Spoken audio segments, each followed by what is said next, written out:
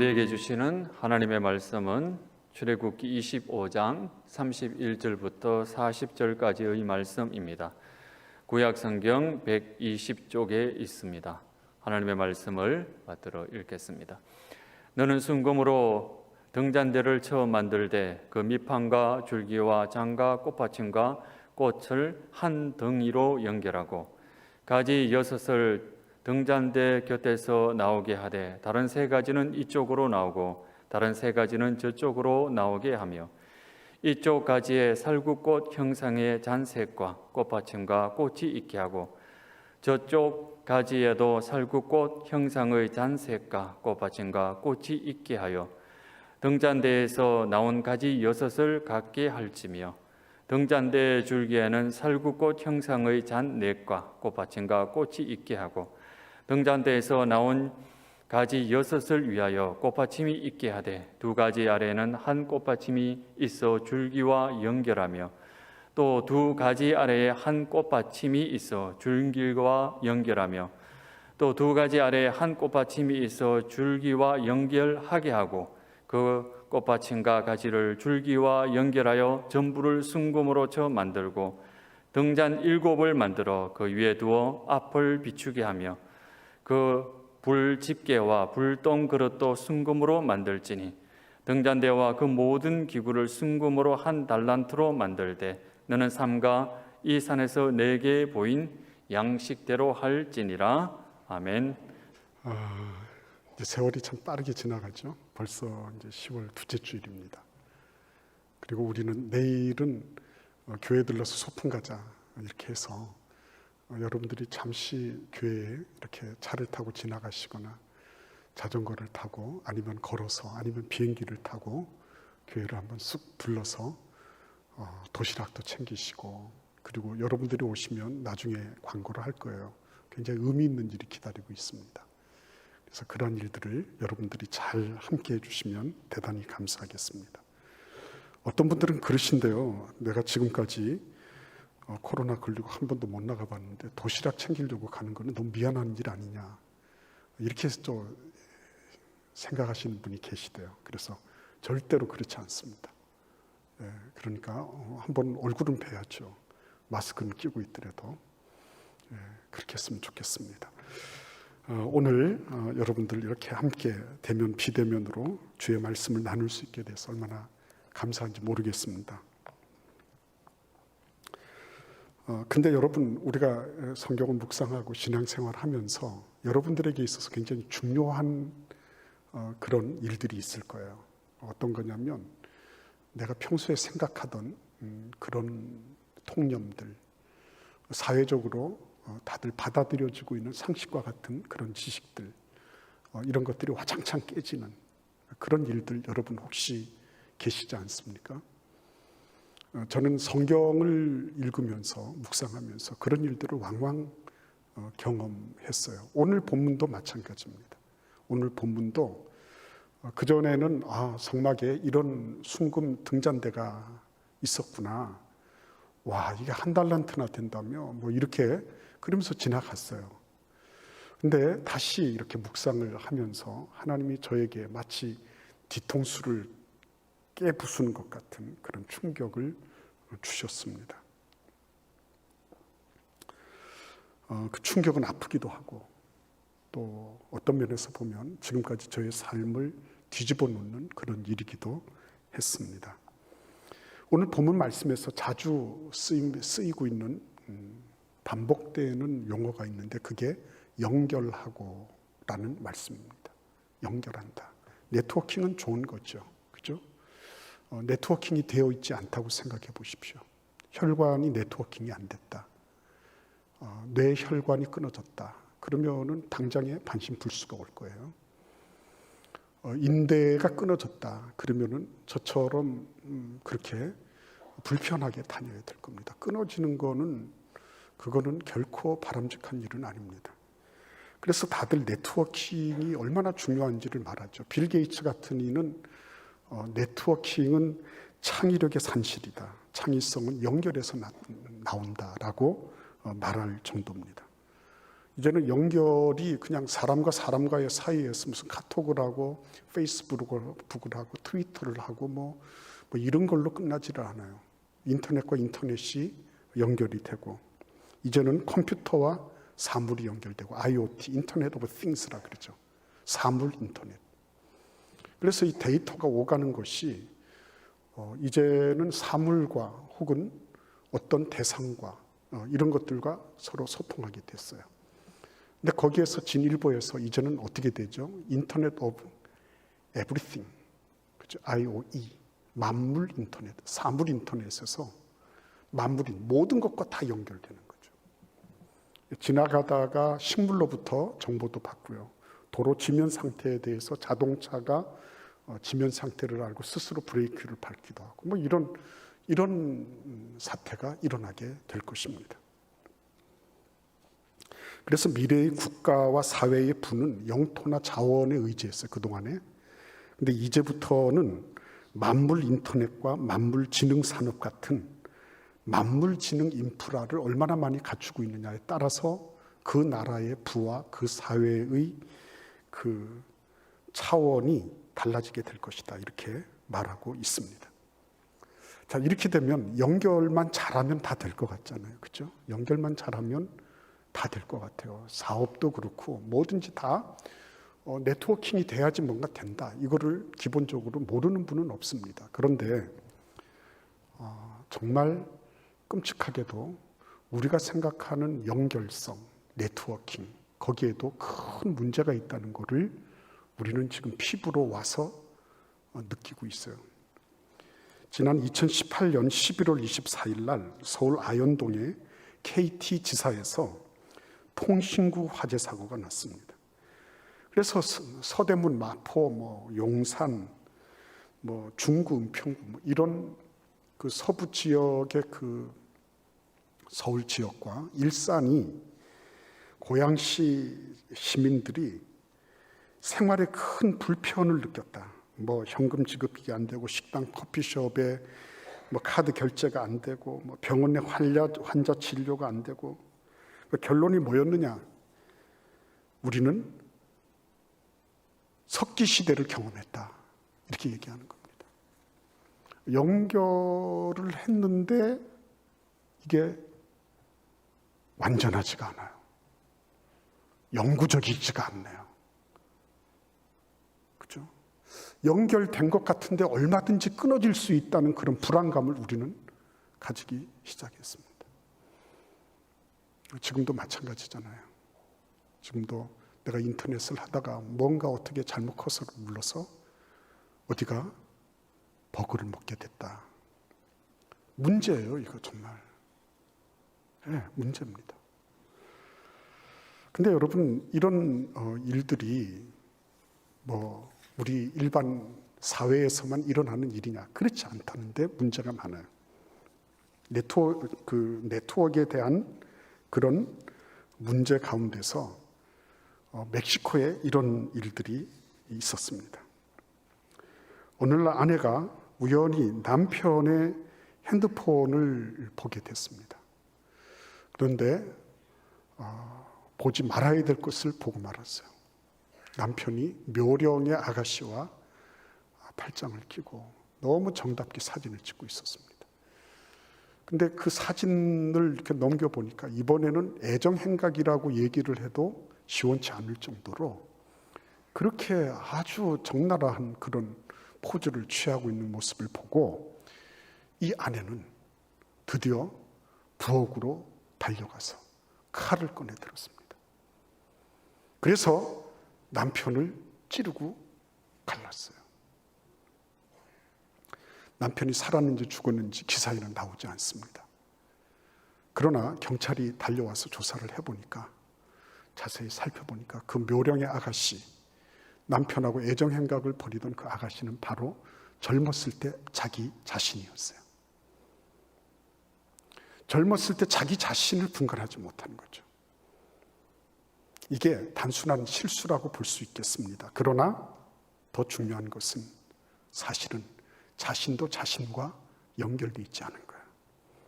자신도 자기를 몰라보는 거죠. 그러니 여러분 무수한 카톡 친구들이 있고 무수한 페이스북에 팔로우들이 있고 이게 무슨 소용이 있겠습니까? 내가 그렇게 연결이 잘 돼 있다고 해서 그것이 내 삶의 어떤 한 영역의 큰 축으로 정말 일촉즉발의 어떤 상황 속에 있을 때 그것이 나를 도와주는 그런 무엇이 될 수도 있겠습니다. 그러나 그렇지 않을 경우는 어떻게 하겠습니까? 그러니까 연결성이라고 하는 것을 너무나 피상적으로 알고 있다는 거죠. 저 사람을 내가 알고 있다. 그러면 나는 다 알고 있는 것처럼 생각을 하죠. 어떤 한 부분을 봤다. 나는 그걸 보고서 모든 것을 다 판단해 버리죠. 저에게도 그런 일이 있었습니다. 발 때문에 목욕탕을 갔거든요. 목욕탕 가면 저는 이렇게 책 이렇게 해서 수건으로 싸가지고 책을 읽는 게 너무 좋아요.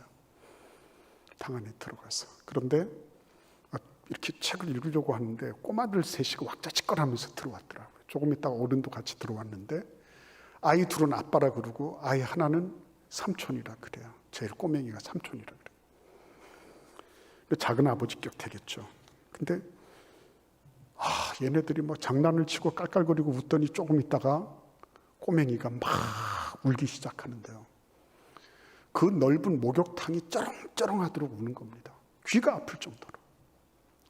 그래서 제가 아주 점잖게 낮은 베이스 톤으로 이놈 할아버지가 떼지 않다 그랬어요. 마치 하늘에서 계시가 들리는 듯한 그런 톤으로. 그랬는데 얘가 딱 째려보더니 더 크게 우는 거예요. 잠시 그치는가 하더니 더 크게 울어버려요. 제가 스멀스멀 마음이 불편해지기 시작하더라고요. 저 꼬마가 저렇게 울면 어른이라도 좀 나서야 되는데 저거 뭐 하는 거야. 주변에 탕 안에 있던 분들이나 그런 분들도 다들 별로 심기가 좋아 보이지 않았습니다. 급기야 데리고 온 그 아버지, 그 삼촌이 다들 데리고 나가서 뭘 하나씩 먹이는 것 같더라고요. 근데 이제 그때였습니다. 한쪽 옆에서 떼를 밀고 있던 떼밀이 할아버지가 계시더라고요. 내가 할아버지가 한 말씀 하시는 거예요. 원래 저 꼬마가 저러지 않았어. 근데 제 애비가 다쳐가지고 중환자실에서 무의식이래. 그러시는 거예요. 근데 제가 그때 딱 하고 느끼는 게 있었습니다. 저는 뭐냐면 단지 장난감 가지고 놀다가 아이들끼리 서로 싸우고 그리고 그 뺏기기 싫어서 고래고래 고함 지르고 뭐 이랬다. 그래서 저는 그 고함 지르는 아이하고 그 애를 데리고 온 그 아저씨를 향해서 저는 마음에 비난하는 마음이 있었어요. 근데 그 할아버지는 그런 마음이 아니더라고요. 그 아이를 세밀하게 알고 있었습니다. 네. 그 아이의 아버지가 사고를 당하고 무의식 상태에 있고 그런 여러 가지 것들이 장난감 가지고 다투는 그 아이에게도 뭔가 어떤 영향을 미쳤을 것이다. 그러므로 그 아이가 울고 그리고 투정을 부리지만 충분히 그거를 용납할 수 있다. 그런 메시지가 저한테 들리는 거예요. 저는 그 한 단면을 본 거고요. 그 할아버지는 그 집안의 내력을 아시는 정말 가까운 이웃간이라고 생각이 됐습니다. 그러면서 제가 가지고 있는 그렇구나.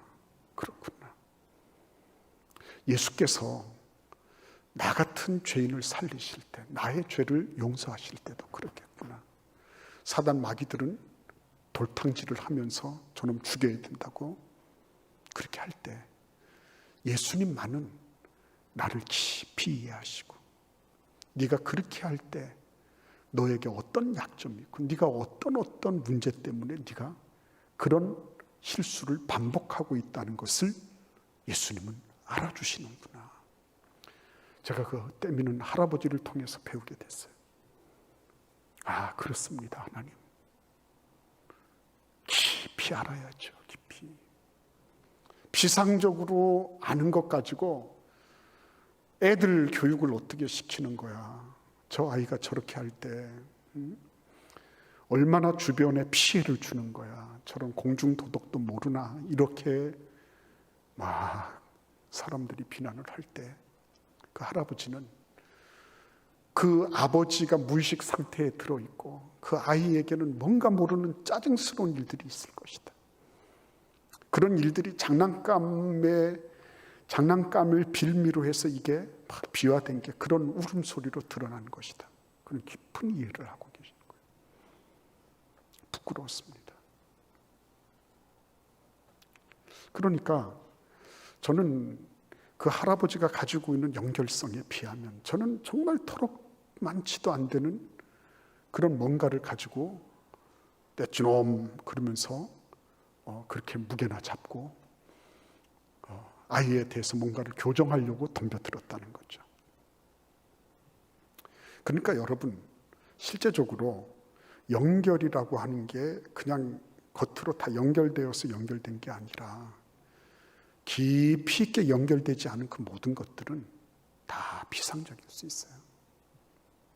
뭐 목사님, 장로님, 뭐 무슨 집사님 다 하지만 겉으로 보고 겉으로 하는 거는 그거는 언제든지 제가 그 목욕탕 안에서 그 어린 꼬마를 이해하지 못했던 것처럼 그런 몰이해, 그런 오해 이런 거를 초래할 수 있다는 거예요.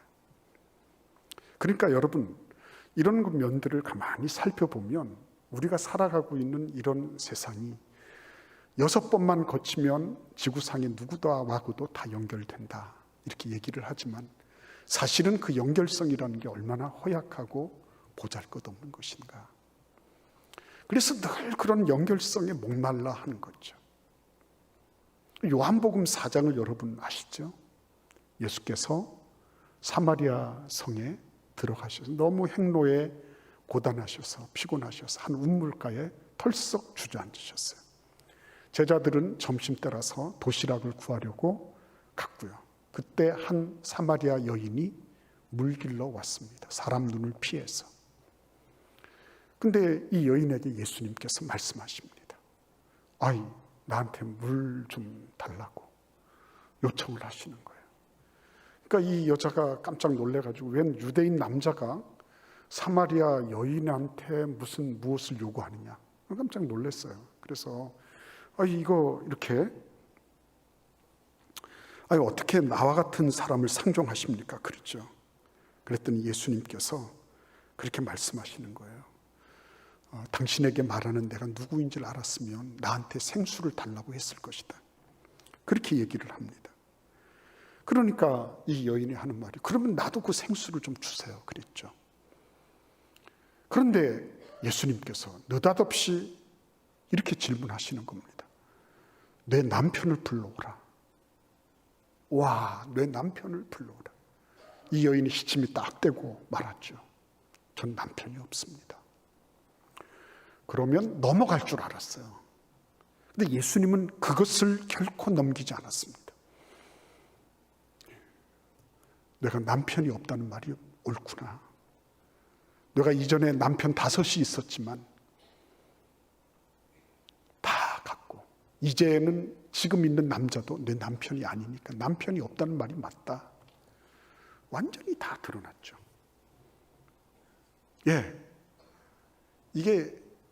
이게 한밤중에 홍두깨 이런 게 아닙니다. 이 여인에게 있어서는 완전히 말 그대로 완전히 하늘과 땅이 다 무너지고 뒤집혀지는 엄청난 충격이 그 여인에게 있었던 것입니다. 여자가 말합니다. 가만히 보니까 당신은 선지자군요. 이런 얘기예요. 한마디로 용하십니다. 이런 얘기예요. 예수님께서 그 말에 현혹되지 않으세요. 예루살렘 예배 막 이렇게 이 여인이 얘기할 때 예수님께서 신령과 진정으로 예배할 때가 오나니 곧 이때다 말씀하시면서 이 여인에게 내가 주는 물을 마시는 자는 영원히 목마르지 아니할 것이다. 이렇게 말씀해 주십니다. 여자가 너무 큰 충격을 받았습니다. 왜 그랬죠? 지금까지 다 비상적이었거든요. 왜?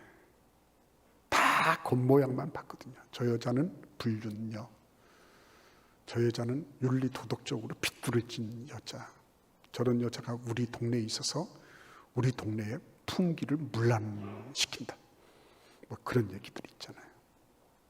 그 정도를 더 이상 가거나 넘지 못했습니다. 근데 예수님께서 지금 이 여인에게 말씀하시는 것은 무엇입니까? 그 여인을 종과 행으로 다 알고 계신 거죠. 종과 행으로. 그 여인의 모든 전모가 다 드러나 있는 겁니다. 그런데 그걸 가지고 예수께서 뭐라고 하세요? 너에게는 진짜 생수가 필요하다 말씀하시는 거예요. 너에게는 생수가 없었기 때문에 지금까지 이 남자 품에서 저 남자 품으로 계속 그것을 찾으러 다닌 거였다. 근데 이제는 내가 다시는 목마르지 아니한 영원한 생수가 있다. 그 말씀을 하신 거예요. 그래서 요한복음 4장 28절 번역이 진짜 기가 막힌 번역이에요. 영어로 읽고 이렇게 하면 별로 맛이 없어요. 근데 한국어 번역은요, 그 여인이 어떻게 하냐면 물동이를 버려두고, 이렇게 하면, 버려두고라는 말이 너무 저는 마음에 와서 닿는 거예요. 물동이를 내팽개치듯이 버려두고 동네로 탁 뛰어 들어가서 사람들한테 이렇게 말합니다. 내가 행한 모든 일을 내게 말한 사람들을 와서 보라. 그가 그리스도 메시아가 아니냐, 이렇게 말합니다. 전도했다, 맞아요. 전도했다, 맞습니다. 그러나 중요한 거는요, 전도한 것 이상으로 이 사람은 자기의 그 모든 행적을 알고 계시고 이해하시는 그분이 자기를 받아주셨다는 걸 알았어요. 자기는 이분을 의지하고 이분을 통해서 구원받는다는 것이 이 예수님과의 만남을 통해서 분명해진 거예요. 그 결과가 무엇입니까? 나가서 자기와 같은, 겉으로는 고만고만해 보이고 겉으로는 적당하게 위장해서 행복한 것처럼 보이고 하하호거리고 있지만 사실은 그렇지 못한 사람들에게 당신들도 이 메시아가 필요한 거예요 라고 말하게 된 거예요. 그러니까 여러분, 오늘날의 연결성의 문제는 단지 많이 알고 있다, 넓게 알고 있다의 문제가 아니에요. 그것은 깊이의 문제예요. 깊이의 문제. 근데 예수님처럼 나를 깊이 알아주신 분이 어디에 있나? 나의 A부터 저 Z까지, 나의 처음부터 마지막까지를 머리털 하나부터 세포 하나에 이르기까지 나를 알아주시고 나를 이해해 주시는 분이 누가 있나? 그렇죠? 그거를 아는 순간에 뭐가 된 거죠? 이 사람이 지금까지 이웃들을 피해서 살았잖아요.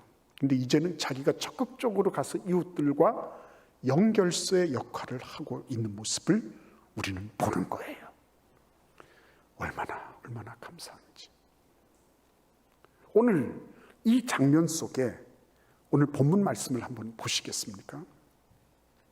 출애굽기 25장 31절 이하에 나오는 이 순금 등잔대의 말씀은 그런 면에서 보면, 교회 안에서 우리가 가지고 있는 비상성, 얕고 천박하고 겉으로 포장되어 있는 이런 비상성, 여기에서부터 우리를 깊이 있는 연결성으로 인도하시는 하나님의 깊은 배려와 인도하심을 우리는 누리게 되는 거예요.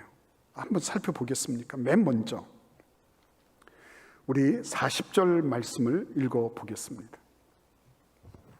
너는 삼가 이 산에서 내게 보인 양식대로 할지니라 그랬습니다. 모든 회막, 하나님과 만나는 회막 안에서 일어나는 기명, 그릇 혹은 도구들, 이런 것들에 대해서 하나님은 꼭 이 말씀을 하셨어요. 근데 여기에서 중요한 건 뭡니까? 모든 것이 하나님으로부터 왔다는 거예요. 이게 다른 겁니다. 다른 모든 것들은 인간이 만들 수도 있고 인간이 이렇게 저렇게 처리할 수 있어요. 그러나 순금 등잔대에 대한 부분, 회막과 연관된 이 부분, 하나님이 인간을 만나주시는 그 부분, 하나님이 지으시고 하나님이 그의 백성으로 불러주신 교회, 이것은 사람이 만든 게 아니에요. 하나님이 불러주신 거예요. 여러분 한번 생각해 보세요. 내가 부모를 정했나요? 내가 내 자녀들을 정했습니까? 아니잖아요. 우리 인생의 가장 중요한 생사의 문제들, 우리 인생의 가장 중요한 현익의 문제들은 내가 결정한 게 아닙니다. 그걸 내가 어떻게 해볼 수 있는 게 없어요. 나는 심지어 내 생명에 대해서도 내가 어떤 가처분권을 가지고 있지 않아요. 우리는 그걸 다 알고 있습니다. 그런데 하나님께서는 이걸 어떻게 하세요? 우리를 그대로 내버려 두지 않으시고 하늘과 연관되어서 하늘로부터 내리신 양식대로 지으라고 만들라고 말씀하고 계신 것입니다. 하나님께서 지으셨다. 이 얘기는 뭐죠? 영원성을 하나님은 말씀하신 거예요. 그 순금 등잔대가 어떻게 된지는 모르겠어요. 그러나 그것이 가지고 있는 의미는 영원한 거예요. 우리는 이 땅에서 앞서거니 뒤서거니 다 하늘나라로 이사하게 될 것입니다. 그러나 우리가 지니고 있는 그 의미, 이것은 영원한 거예요. 영원한 것 세 가지. 하나님의 말씀, 하나님의 뜻을 행하는 자, 성도, 하나님의 뜻을 순종하는 그 사람 영원한 사람이에요. 우리는 이 땅에서 사라질 수 있어요. 보이지 않을 수 있어요. 사람들은 우리를 더 이상 기억하지 못할 수 있습니다. 그러나 하나님은 하나님의 뜻을 행하고 있는 그때 그 시점에 그 사람 영원하다, 이렇게 말씀하시는 거예요. 영원하다. 그러니까 지금 이 회막 안에, 회막은 세 가지 종류의 재질로 되어 있습니다. 금속 재질, 금은 동철, 그 다음에 목재, 시다 나무를 위시해서 목재들, 그리고 이렇게 염소, 털, 가죽, 이런 것들로 지어졌습니다.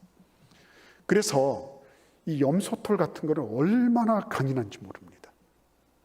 촘촘하게 해놓으면 그것으로 차양을 딱 쳐놓으면 빛이 들어오지를 않아요. 회막 안은 캄캄하다고 보면 되는 겁니다. 그런데 그 등잔대를 통해서 비춰지는 불빛이 유일한 조명이었어요. 유일한 조명. 근데 그 유일한 조명을 하나님은 그 양식대로, 하나님이 제시하신 양식대로 만들어라. 그죠?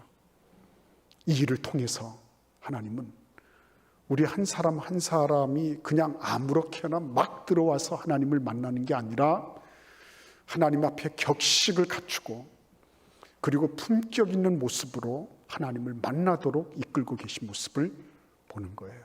근데 두 번째가 있습니다. 우리 31절 말씀에 보시면 등잔대는 이렇게 5가지로 구성되어 있습니다. 밑판, 줄기, 잔, 꽃받침, 꽃이에요. 이거를 한 덩어리로 연결하는 작업을 말씀하고 계십니다. 깊이 있는 연결이라고 하는 게 이런 것입니다. 밑판과 꽃, 그 가운데 어떤 게 더 돋보입니까? 저 같으면 꽃이 돋보인다고 말씀드릴 것 같아요. 근데 하나님은 밑판으로부터 줄기, 잔, 꽃받침, 꽃을 한 덩어리로 연결하라, 이렇게 말씀하고 계신 것입니다. 하나님께서는 꽃도 중요하지만 밑판도 중요한 거예요. 하나님께는 어떤 것이 열등하고 우등한 것이 아니라 하나님께는 다 같이 소중한 거예요. 영적으로 깊이 들어가면 들어갈수록 하찮은 게 없는 것입니다. 보잘것없는 게 없어요. 다 소중한 겁니다. 가까이에 있는 사람들 소중한 사람들이에요. 내 아내, 내 남편 소중한 사람입니다. 내 자식이 성적표를 어떻게 받아왔든지 가장 소중한 존재예요. 내 직장에서 나와 함께 살고 있는 사람들, 같이 일하고 있는 사람들 소중하게 대할 줄 아는 거예요. 여러분, 예수님께서 사마리아 여인을 너 아무렇게나 막 살았구나, 너 이 세상에서 막 구르면서 살았구나, 그게 아니었습니다. 그 여인이 가지고 있는 인생의 그 모든 것들을 예수님은 세밀하게 보고 계셨거든요. 너도 하나님의 자녀로, 하나님의 피조물로, 너도 충분히 구원받을 만한 소중한 하나님의 사람이다. 이걸 하나님 예수님은 말씀하시기를 원하셨어요. 그래서요, 진짜 영성은 가까이 있는 사람들을 소중하게 여깁니다. 가까이 있는 사람들. 난 너를 다 알고 있어. 알기는요, 그 사람이 하고 있는 몇몇 가지를 딱 사진 찍어서 그걸로 그 사람을 판단하고 그 사람을 폄훼하거나 그 사람을 낙인 찍거나 이렇게 하는 거지. 뭐 알기는 뭐 얼마나 알아요. 하나님도 아닌데. 그러나 진짜 영성을 가지고 있으면, 예수 그리스도의 깊이 있는 연결성을 가지는 사람들은요, 밑받침이나 꽃이나 꽃받침이나 잔이나 줄기나 할 것 없이 소중하게 여길 줄 압니다. 우리 같이 한번 잠언 16장 4절 말씀을 읽어볼까요? 잠언 16장 4절 말씀입니다. 같이 읽겠습니다. 여호와께서 온갖 것을 그 쓰임에 적당하게 지으셨나니 악인도 악한 날에 적당하게 하셨느니라. 아멘. 온갖 것을 적당하게 지으셨어요. 여러분, 하물며 그 사람이 내 곁에 있을 때 하나님이 아무렇게나 보내셨겠습니까? 그 사람이 우리 회사에서 같이 일하게 될 때 그냥 뭐 어떻게 하다가 뭐 이렇게 왔지, 이게 아니라 이 사람도 하나님께서 나에게 보내주신 소중한 인물이구나. 비록 일은 서툴고 문제는 일으켜도 하나님이 만들어 이렇게 나에게 붙여주실 때는 무엇인가 의미가 있을 것이다. 이거 생각하는 게 필요한 거죠. 그 생각하는 게 필요한 거죠. 주님 앞에 우리는 그러기 때문에 이 모든 것을 하나님이 다 때에 맞게끔 적절하게 지으시고 우리에게 주셨다. 악한 자마저도 그 기능과 역할을 그때 그 시점에 하게 하신 거예요. 가룟 유다는 가룟 유다가 있어야 될 이유가 있었던 겁니다. 여러분, 그렇기 때문에 깊이는 내 주변에 그것이 밑받침이라 할지라도, 겉으로 볼 때는 하찮아 보인다 할지라도 하나님이 나에게 가까이 있게 하시고 내 주변에 존재케 하신 그 가치를 알아보는 거예요. 그게 깊이 있는 연결성을 가져오는 거예요. 그뿐 아닙니다. 오늘 이 말씀을 가만히 읽어보십시오. 순금 등잔대를 허락하신 이유가 뭐 있습니까? 37절을 읽어볼까요? 등잔 7을 만들어 그 위에 두어 앞을 비추게 하며 그랬습니다. 앞을 비추게 하며. 아까 말씀드렸죠. 회막안은 캄캄했다고. 지성소는 하나님 당신이 비치신 거예요. 회막은 이 순금 등잔대가 없으면 캄캄해서 뭐가 뭔지 분간이 되지 않아요. 만약에 양맹증이라도 앓는다면 정말 힘들 겁니다. 그 진설병을 어떻게 진설을 하고 어떻게 그 물려내고 하는 일을 할 수 있겠습니까? 그런데 하나님께서 순금 등잔대, 메노라라고 하는 이 순금 등잔대를 통하여서 하나님은 빛을 비추어 주시는 겁니다. 빛은 자기 주장이 없죠. 그냥 존재만 합니다. 빛은 내가 빛이다 하지 않아요. 존재하는 것 자체가 빛입니다. 빛은 자기 자신을 주장하는 게 아니라 자기 존재를 통해서 자기 존재를 드러낼 뿐이에요. 그 결과는 뭡니까? 하나님을 만나는 일을 돕고 섬기는 거예요. 다들 그래, 나는 존귀하다, 나는 소중하다, 나는 밑받침이라도 나는 하나님 앞에 귀중한 존재야. 그렇게 인식하는 것은 대단히 중요한 일입니다. 그러나 그렇게 하나님이 소중하게 만들어주신 이유가 뭐냐? 이걸 아는 게 더 중요한 일이죠. 이유는 뭡니까? 내가 이만큼 소중하니까 너희들 다 내 말 잘 들어야 돼가 아니죠. 나 자신을 드러내고 과시하려고 하는 게 아니죠. 이유는 무엇입니까? 그렇죠. 하나님의 사역. 하나님께서 사람을 만나시는, 사람이 하나님을 감히 대면하는 그 자리를 빛을 통하여 이끌고 빛을 통하여 분간할 수 있도록, 식별할 수 있도록 하는 일에 쓰임받는 거예요. 아무리 소중하더라도 쓰임받지 못하면 무슨 소용이 있습니까? 그렇잖아요. 대단한 뭐가 있다. 그러나 아무런 사용처가 없다면 얼마나 허무하고 허탈하겠습니까? 근데 소중한 것만큼 귀하게 쓰임받는 거예요. 그죠? 우리가 하나님 앞에 순금 등잔대와 같은 그런 은혜를 다 누릴 수 있기를 바라요. 그렇습니다. 그냥 순금 등잔대는 다 하나님 앞에 소중하게 쓰임받는 거 인정합니다. 밑에 있든지 위에 있든지 관계가 없어요. 메노라를 통해 가지고 6개 줄기 가운데 하나 7개의 이런 등잔이 쫙 비추고 있는 겁니다. 그런데 거기에서 제사장들이 들어와서 하나님 앞에 진설병도 드리고 하나님을 예배하고 경배하는 그런 일들을 수행하는 것을 이 빛은 잠잠히 비춰주고 있는 거예요. 얼마나 소중합니까? 얼마나 아름답습니까? 얼마나 귀중합니까?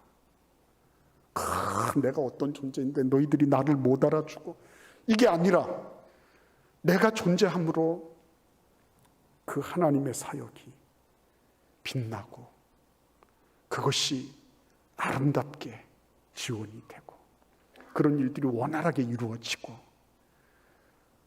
얼마나 큰 축복인지요. 우리 교회는 그런 순금 등잔대와 같은 일꾼들이 많이 있는 교회입니다. 별로 자기 주장이 없어요. 그분들이 생각이 없고 자기 주장이 없고 의견이 없어서 그런 게 아닙니다. 그러나 하나님께서 하시는 그 일에 대해서 잠잠히 빛을 비추는 거예요. 감사하죠. 저는 그런 분들을 뵐 때마다 내가 담임 목사지만 참 존경스럽다. 내가 평신도면 저렇게 할 수 있을까? 이런 생각을 할 때가 왕왕 있어요. 우리 주님 앞에 순금 등잔대와 같은 깊은 연결성. 깊이가 있으면 좌우가 열리죠. 사마리아 여인이 깊이 있는 예수 그리스도와의 만남을 통하여 그의 모든 연결성이 좌우로 싹 다 퍼지고 그 동네의 사람들을 다 이끌어냈어요. 우리가 주님 앞에 그렇게 다시 한번 우리 주변의 우리 성도들을 깊이 있게 돌아봐야 될 시점이 아닐까요?